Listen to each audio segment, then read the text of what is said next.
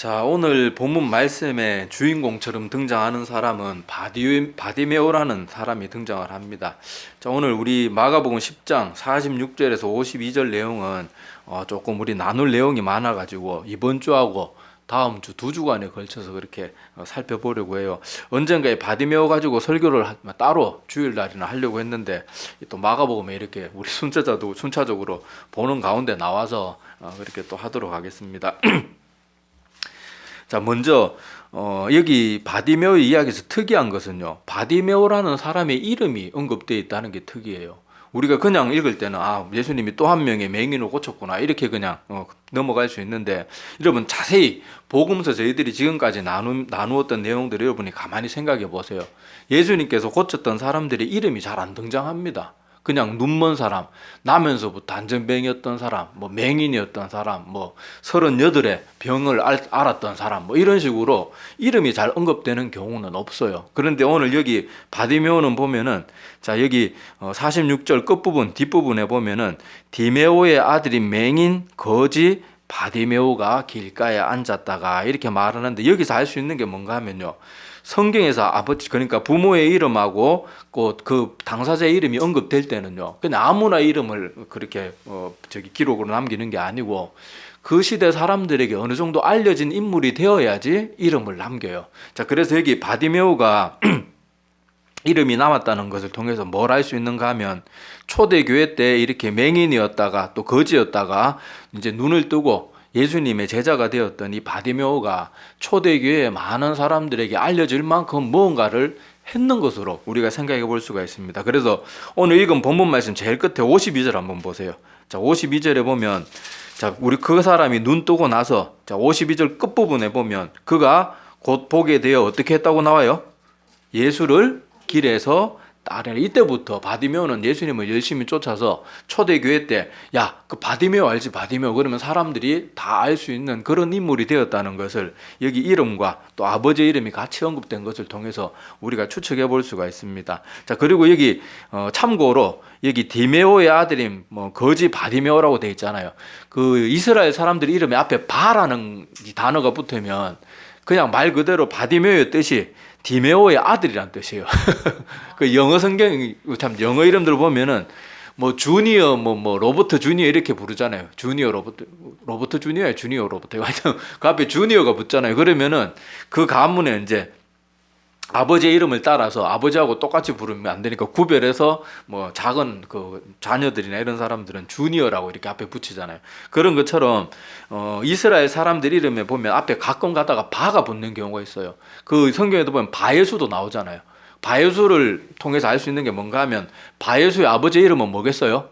예수라는 거. 예수. 이름 자체가 나는 예수의 아들입니다. 이런 식으로 그렇게 이름이 그 바라는 게 아들이란 그런 뜻을 가지고 있어가지고, 자, 여기 보면 디메오의 아들인 맹인 거지 바디메오. 그래서 이거 참고로 여러분 알고 있으면은 성경에 혹시라도 사람들 이름 앞에 간혹 가다가 바가 붙어 있으면 영어권에 말하는 주니어나 뭐 이런 거 같은 그런 맥락이구나, 그렇게 하면 이해를 하면 됩니다. 자, 그런데 하여튼 여기 바디메오의 이름이 언급되었다는 것은 이렇게 바디메오가 눈 뜨고 나서도 제 갈 길 간 게 아니고 주님의 제자가 되어서 초대교회 모든 사람이 다 알 수 있도록 열심히 주님을 신실하게 쫓았고, 또 초대교회에도 사람들이 디메오라는 사람, 야, 그 맹인이었던 사람 있잖아, 야, 거지였다가 눈 뜬 사람 있잖아, 뭐 이런 식으로 어느 정도 알려졌다는 것을 여기 말씀 속에서 알 수가 있습니다. 자, 그리고 두 번째 특이한 게 뭔가 하면요, 이 소경 바디메오가 예수님을 부르는 호칭이 특이해요. 자, 보통 사람들은 예수님을 이때 당시에 뭐라고 부릅니까? 주로 선생님이요 그렇게 부르고, 유대인들의 말로는 랍비요 뭐 이렇게 부르잖아요, 그죠? 자, 그래서 여기 보통 사람들, 심지어 주님의 제자들도 뭐 예수님을 향해서 뭐 랍비라고 그러고 선생님이라고 주로 불렀지 다윗의 자손 예수 이렇게 안 불렀거든요. 근데 여기 오늘 소경 바디메오는 뭐라고 불러요? 여기 보면, 자, 47절에 보면 나사렛 예수시란 말을 듣고 소리를 질러 이르되 다윗의 자손 예수여 나를 불쌍히 여기소서, 이렇게 해요. 자, 그런데 뭐 다윗의 자손 예수라는 게 뭐 특별한 호칭이냐, 뭐 그거 가지고 또 뭐 의미를 부하려고 애를 쓰냐 이렇게 받아들일 수 있는데, 유대 사회에서는 이게 굉장히 특별한 거예요. 왜냐하면 아무에게나 다윗의 자손 누구란 말을 할 수가 없어요. 제 여기서 말하는 다윗의 자손 예수여라는 이 말은 뭔가 하면은 당신은 메시아 메달을 인정하는 뜻이에요. 왜냐하면 성경에 보면 메시아를 계속 어떻게 표현합니까? 다윗의 자손이라고 계속 표현하거든요. 그래서 함부로 아무 사람에게나 다윗의 자손 이렇게 함부로 망령되게 불렀다가는 돌팔매질 당할 이렇게 딱 좋은 일이에요. 그런데 지금 소경 바디메오는 예수님을 뭐라고 불렀다고요? 다윗의 자손 예수여. 그러니까 나는 당신이 메시아임을 인정한다는 그런 말이 여기에서 드러나는 거예요. 그래서 유대 사회의 그런 관습이나 그런 문화를 우리가 이해하면은 이 소경 바디메오가 예수님이 이렇게 부르는 것 자체가 까딱 잘못해가지고 바리새인이나 서기관들이 이 말을 들으면은 정말 막 어떻게 될지 모르는 거예요. 어떤 불이익을 당하고 또 뭐 끌려가가지고 재판을 받는다든지 뭐 돌로 침을 당한다든지 어떻게 될지 모르는 거예요. 그런데도 지금 바디메오는 자기가 모든 그런 것들 온 마음을 다해가지고 여기 소리 질렀다고 나오잖아요. 소리까지 지르면서 예수님을 다윗의 자손 예수여 이렇게 부르면서 다른 사람들은 다 예수님을 선생님이라 그러고 뭐 선지자 중에 하나라고 그렇게 인정하지만은 그 정도만 해도 대단한 건데 여기 바디메오는 다른 그 어떤 사람들보다 앞서서 그리고 주님의 제자들조차도 예수님은 하나님의 아들이라고 인정하는 거는 나중에 예수님이 이제 십자가 지실 때가 얼마 남지 않았을 때 자신의 죽음과 부활에 대해서 알려주셨을 때 그때 비로소 제자들이 주는 그리스도시요 살아계신 하나님의 아들이시냐 이게 뒤에 고백이 나오거든요. 근데 바디메오는 벌써 예수님이 바로 우리가 기다리던 메시아임을 인정하고 있는 거예요.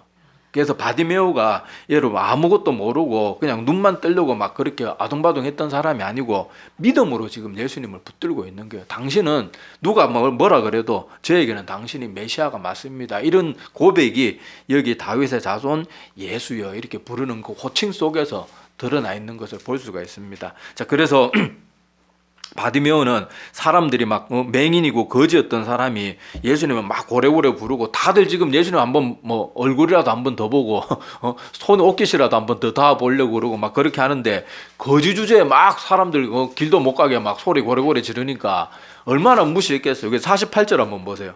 48절을 보면요.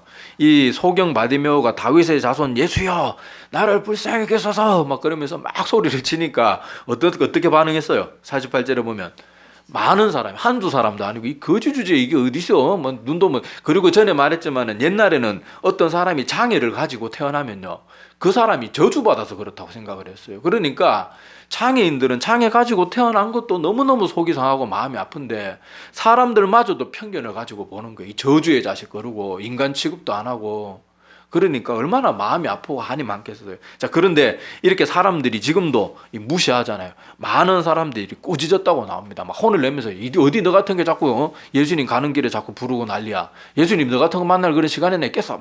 하여튼 뭐 그런 식으로 막 지금 꾸짖어도 조용히 하라고 막 윽박 지르고 있는 거예요. 그런데 48절에 보면 그는 어떻게 했다고 나옵니까?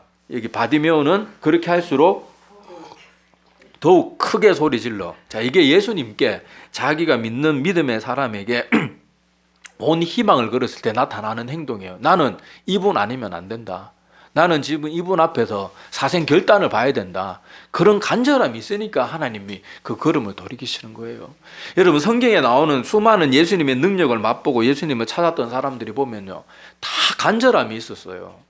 12의 혈루증 앓는 여인이 몸의 건강이 얼마나 많이 나빠졌겠습니까? 12회 동안 하혈을 했으면요. 빈혈 때문에 어지러워가지고 제대로 저기 서고 뭐 이렇게 걸어다니고 또 그렇게 오랫동안 예수님 찾아 헤매고 이러면 힘들었을 텐데 예수님이 그렇게 군중 사이에 둘러싸였고 그 사람들이 빽빽하게 둘러쌌다고 기록되어 있잖아요. 그래서 누가 지금 내 어깨에 손을 대었다. 누가 손 대었느냐 제자들한테 물어보니까 제자들이 막 약간 짜증스럽게 대답하잖아요. 예수님 지금 우리 주변에 사람들이 둘러싼 게 안 보입니까? 여기 이 복잡한 가운데 우리가 누가 손댔는지 어떻게 압니까? 뭐 이런 식으로 대답을 하는데 자 12의 혈루증 앓은 몸도 약한 여인이 그 군중에 힘센 남자들도 많았을 텐데 그 사이를 비집고 들어가서 손을 뻗어가지고 예수님 옷자락까지 닿으려고 그러면 진짜 죽을 힘을 다했을 거예요. 그 군중 많은데 여러분 사람 비집고 들어가기도 힘듭니다. 그런데 그 여인이 그 약한 몸으로지만은 거기 간절하게 나가서 주님께 손을 대었더니 고침을 받는 거예요. 그리고 그 나음을 받았던 고침을 받았던 문둥병자들도요. 그 사람들 앞에 자기들 문둥병자는 가까이 가면 안 되잖아요. 그런데 그 군중들 속에서도 막 소리 지르면서 주님 앞에 갔던 게 뭐예요? 잘못하다가는 문둥병자가 사람들 가까이 오면 돌로 칠 수도 있거든요. 그런데도 그 사람들은 예수님만이 자기들을 고칠 수 있다는 그 확고한 믿음 때문에 그런 모든 위험과 비난을 감수하고도 주님 앞에 나아갔던 거예요. 저에게서도 바디메오가 가지고 있었던 예수님을 부르는 호칭도 그렇고 지금 막 사람들이 꾸짖어 잠잠하라고 온갖 면박을 주고 억울한 소리를 해도 더 소리 질렀다는 거, 이걸 우리가 꼭 기억해둬야 돼요. 하나님 앞에 나아가고 그분의 도우심을 바라는 건 또 하나님 도와주시면 도와주고 뭐 안 도와주시면 말고 이게 아니에요. 목숨 걸고 주님 앞에 나아가야 돼요. 많은 사람들이 오랜 시간 동안 신앙생활을 하면서도 왜 거듭남에 이르질 못할까요? 왜 사람들이 오래 신앙생활을 하는데 변화가 없고 자라나질 않을까요? 아무도 이렇게 바디메오나 이런 사람들처럼 주님만이 나의 유일한 구원자시란 간절함이 없어요. 그저 그냥 교회만 가면은 아이고 세례받고 교회 출석 잘하고 헌금 좀 잘하면 다 구원받습니다. 뭐 이런 식으로 대놓고 말하지 않지만 다 그런 식으로 이해할 수밖에 없도록 맨날 설교들이 그렇게 전해지니까 사람들이 하나님을 향한 간절함이 없어요. 그저 그냥 뭐 교회 대충 나가고 뭐 하나님 사랑이 많은 분이니까 구원해 주겠지. 그게 아니에요. 나는 주님이 나를 확실하게 붙들어 주지 않고 나에게 거듭남의 확실한 증거가 주어지지 않으면 나는 어떻게 될지 모르는 사람이다. 그 간절함 믿고 정말 나 같은 사람은 지옥별에 떨어질 수밖에 없으면 그렇게 대충 주님을 찾겠습니까? 목숨을 걸고 찾죠. 근데 많은 사람들은 주님 앞에 나오면서도 여기 바디메오가 주님 앞에 나올 때 이런 모든 걸리적거리고 힘들게 하고 윽박지르고 하는 그런 모든 못 나오게 하도록 방해하는 그 모든 세력들조차도 이기고 나갈 수 있는 그런 간절함이 없는 경우가 너무 많아요. 주님을 바르게 믿고 따르기 위해서 정말로 몸이 너무 힘들고 피곤해도 성경 붙들고 말씀 보면서 기도하면서 간구하고 예배의 자리도 어떻게든 지키려고 애를 쓰고 내 믿음이 해지고 약해지면은 그거 절대 용납이 안 돼가지고 어떻게든 회복하려고 애를 쓰고 그러는 모습들이 없어요. 잘 그런 모습이 없어요. 근데 믿음이 좋은 사람들 보십시오. 믿음이 좋은 사람들은 자기 믿음이 조금만 약해져도요 몸부림을 칩니다. 회복하려고. 하나님 지금 제 마음이 요즘 예전 같지가 않아요. 첫사랑을 회복하게 도와주십시오. 기도하고 또 기도하고 그렇게 하는데 오늘 바디메오의 모습을 통해서 우리가 꼭 기억해야 될 것은 바로 예수님이 누구신지를 알고 그분 앞에 나갈 때는 온 마음과 정성과 뜻을 다해서 나가야 돼요. 그런 사람들만이 다들 주님의 능력을 체험하고 주님을 맛보고 가라 내 믿음이 너를 구원하였다 이런 말을 들은 사람들은 한결같이 간절하게 나갔던 사람들이에요. 그리고 바디메오는 여기 주님을 부를 때 주님의 제자들도 예수님을 향한 호칭이 오락가락하고 심지어 세례 요한조차도요 처음에 예수님이 세례 받으러 왔을 때 보라 세상 죄를 지고 가는 어린 양이로다 막 이렇게 선포해놓고 나중에 마태복음 11장 2절 이하에 보면은 이 요한이 예수님에게 자기 제자들을 보내면서 뭐라고 말합니까? 예수님 당신이 그분이 맞습니까? 그렇게 물어보면서 세례 요한조차도 잠시 흔들렸던 그런 모습들을 볼 수가 있는데 저에게 거지고 바디메오 아무것도 잘 모를 것 같은 그런 어떻게 보면 사회에서 소외된 계층에 있는 이 바디메오는 오히려 제자들보다 심지어 세례 요한보다 예수님이 메시아라는 것을 확고하게 믿고 있는 그런 모습을 볼 수가 있어요. 그래서 우리가 육신의 눈을 떴다고 다 볼 수 있는 것도 아니고요. 육신의 눈이 감겼다고 다 못 보는 것 아니에요. 영적인 일은 영의 일이기 때문에 영의 눈으로 보는 사람이 보는 거예요. 예수님도 그러잖아요. 바리새인들 서기관들을 보면서 너희들은 눈은 뜨고 있지만 뭐라 그래요? 너희들은 소경이다. 소경이 소경을 인도하는데 어떻게 올바른 길로 갈 수 있겠냐? 소경이 소경을 인도하면 어떻게 되겠어요? 둘 중에 한 명은 뭐 눈이 밝아야 될 거 아니에요. 마찬가지로 영적 우리가 막 겉으로 보기에는 막 그리스도인이고 뭐 잘해도 예수님이 누군지 맨날 긴가민가하고 마음에 바디메오와 같은 확고한 믿음도 없고 간절함도 없으면 예수님을 끝까지 교회에 나오는 몸은 왔다 갔다 하지만 끝까지 영의 눈으로 또 영적인 모습으로 주님을 만나고 체험하는 그런 것들을 할 수가 없게 되는 거예요. 그래서 오늘 바디메오의 모습을 통해서는요 우리 육신의 눈을 뜨고 뭔가 보면은 기적과 이적을 보면 나도 잘 믿을 텐데 나도 막 저런 체험이 있으면 잘 믿을 텐데 그거 다 사단의 속임입니다. 여러분 기적이나 체험 하나 없이도요 순교의 자리에 나간 수많은 믿음의 선배들이 있어요. 그리고 수많은 그 간증하고 막 특별한 체험했던 사람들요, 우리가 옛날에 들었던 10년 20년 전에 들었던 막 정말 놀라운 간증했던 사람들 지금 어느 교회 어디 박혀 있는지도 몰라요. 왜 그래요? 믿음은 어디서 난다고 나옵니까? 체험과 기적을 보면서 나온다고 성경이 말하지 않아요. 믿음은 들음에서 나는 거예요. 바디메오도 어떻게 알았겠어요? 사람들의 얘기를 들음으로 안 거예요. 그리고 사람들은 그런 얘기를 들어도 한 귀로 듣고 한 귀로 흘렸을지 모르지만은 바디메오는 이분이야말로 메시아가 맞구나, 우리 믿음의 조상들이 그렇게 말했던 이분이 바로 그분이 맞구나, 확고하게 믿은 거예요. 자, 그래서 우리가 여기 바디메오의 모습을 통해서 또 기억해야 될 것은, 바디메오는 예수님을 만나기 전까지 예수님의 기적을 볼 수가 없었어요. 왜냐하면 눈이 멀었는데 어떻게 보겠어요. 그렇지만은 그는 마음으로 예수님을 영혼으로 믿은 거예요.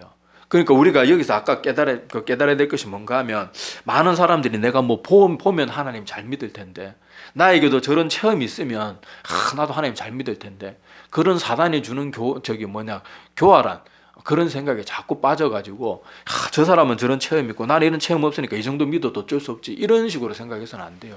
믿음은요, 체험하고 그런 것들이 도움을 줄 수는 있지만은 체험이나 기적이 우리 믿음의 조건은 절대로 아니라는 것을 꼭 기억해야 됩니다. 자, 그래서 바디메오의 모습을 보면서 우리는 성경대로, 우리에게 주어진 성경 말씀으로 그렇게 믿는 것을 정말로 소중히 여길 줄 알아야 돼요. 기적과 체험이 우리를 그렇게 막 다 믿으면 보면 믿을 것 같고 그렇게 하지만, 여러분 실제 성경의 예들을 보면요, 주님의 많은 기적을 체험했던 사람들이 다 잘 믿었을까요? 여러분 어떻게 생각해요? 막 살아계신 하나님의 권능을 직접 보면은 잘 믿을 거. 우리 같으면 막 그런 생각 다 하잖아요.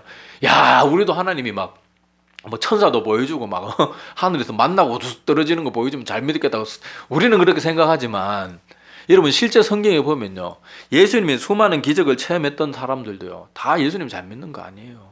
가룟 유다 보세요. 3년 동안이나 날마다 주님이 베푸는 그 어마어마한 기적을 바로 눈앞에서 보고 예수님과 함께 대화하고 같이 식사하고 같이 자고 같이 동고동락했어요. 그런데도 그렇게 되잖아요. 그리고 여러분 광야에서 40년 동안 그렇게 헤매었던 이스라엘 백성들 한번 생각해 보세요. 그 사람들은 눈만 뜨면 보이는 모든 게 하나님의 기적이었어요.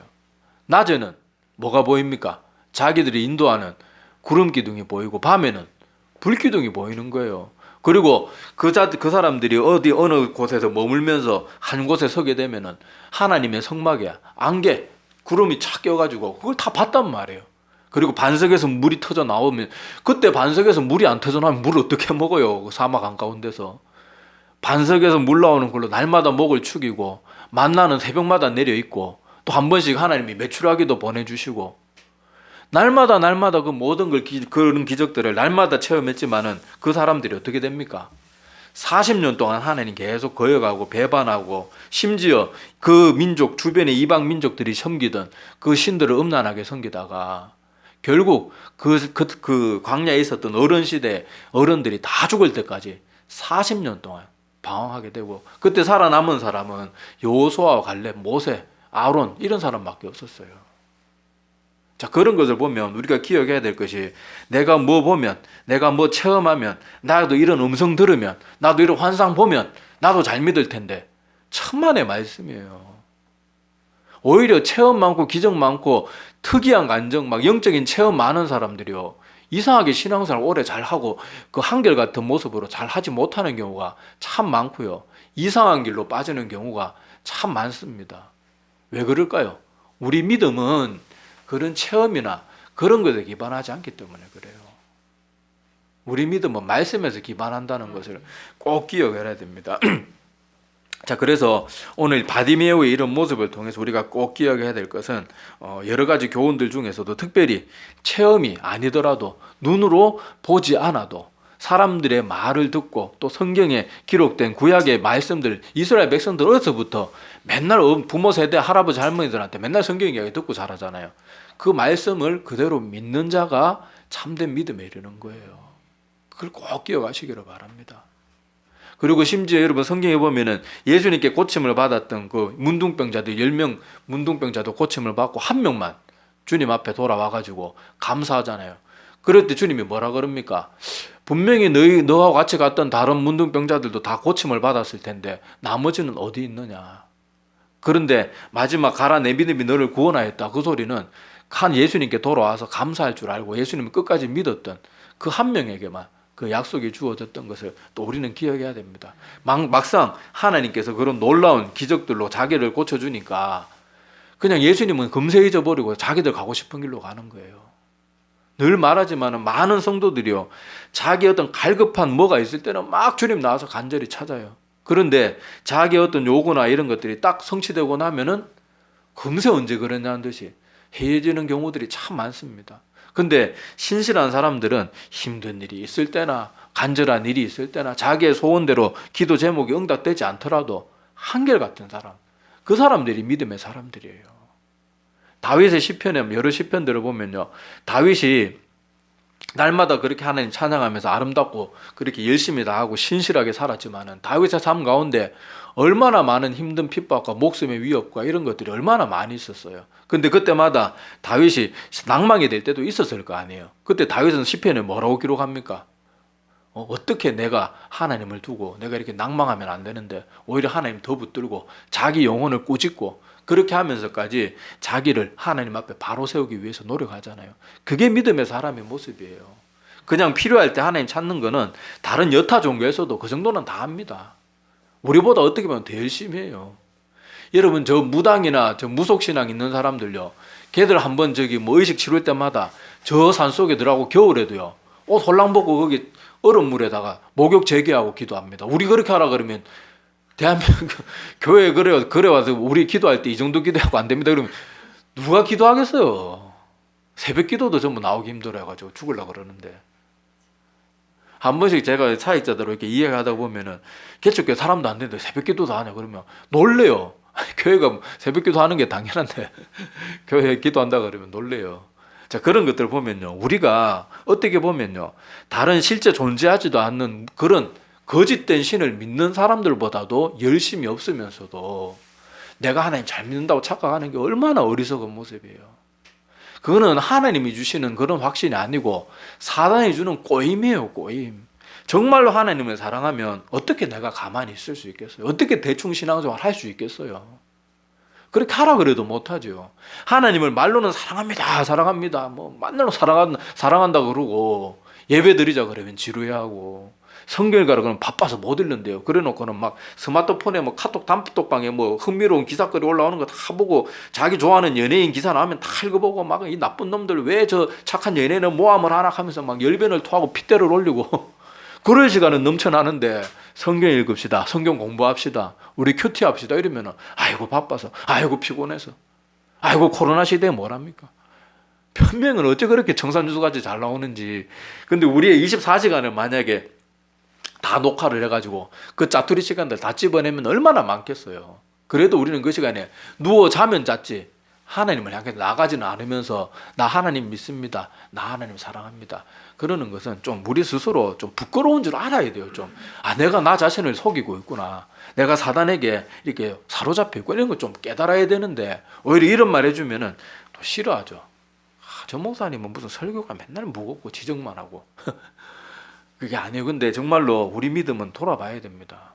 우리 옛날에 청교도 그런 목회자들이나 청교도 성도들의 신앙과 같이 날마다 말씀에 자기를 비추어 보고 날마다 그걸 기록하면서 자기가 어떻게 하나님 앞에 부족한지 날마다 좀 자기 스스로를 다스리고 그렇게 하는 믿음도 필요합니다. 자, 그래서 오늘 나눴던 바디메오를 통해서 우리가 기억해야 될 것은 뭔가 하면요, 바디메오는 비록 다른 사람들보다 분명히 거지였기 때문에, 그리고 맹인이었기 때문에 분명히 많은 제약이, 뭐 하나님의 말씀을 알아가는 일에도 그렇고 모든 일에도 제약이 많았을 거예요. 그런데도 바디메오는 그 작은 지식, 다른 평범한 사람들보다 분명히 제약이 많았을 텐데도 그것을 가지고도 예수님을 온전한 메시아로, 다른 사람들은 다 뭐 선생님이요 이를 부를 그 순간조차도 바디메오는 예수님을 철저하게 메시아로 믿었던 것을 볼 수가 있습니다. 그리고 또 하나 바디메오의 모습을 통해서 본받아야 될 것이 뭔가 하면 사람들이 윽박지르고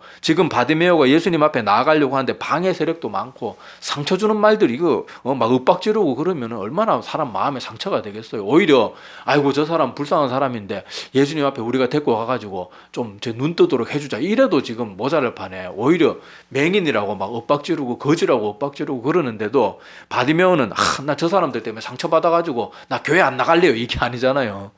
그 사람들이 뭐라 하든지 뭐라 그러든지 바디메오는 주님 앞에 나아가는 거예요. 왜냐하면 주님에게 자기의 모든 소망을 걸었기 때문에.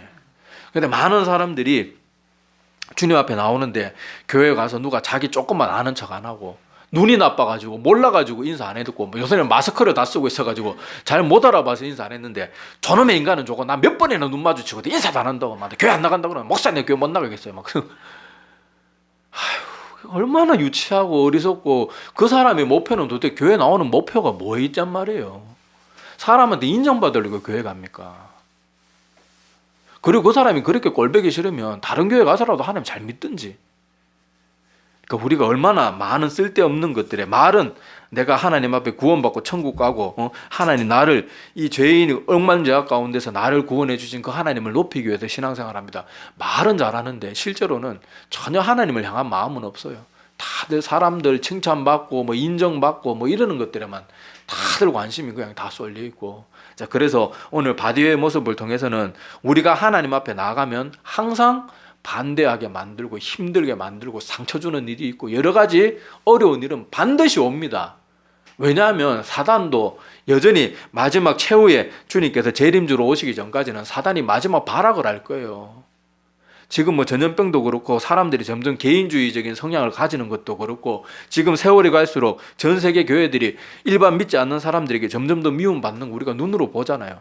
그 모든 것들은 점점 더 심해질 거예요. 그런데 우리가 정말로 예수님이 온전한 나의 구세주라고 믿으면 그 모든 것들을 이겨내고 주님 앞에 나가기 위한 것 최선을 다하는 그런 간절한 모습이 반드시 있어야 될 줄로 압니다. 그리고 성경에 수많은 그런 사람들만이 예수님을 만나고 예수님으로부터 능력을 받고 그리고 예수님이 살아계심을 그리고 그 모든 권능을 받아 누렸던 것을 우리가 꼭 기억했으면 좋겠습니다. 기도드리겠습니다.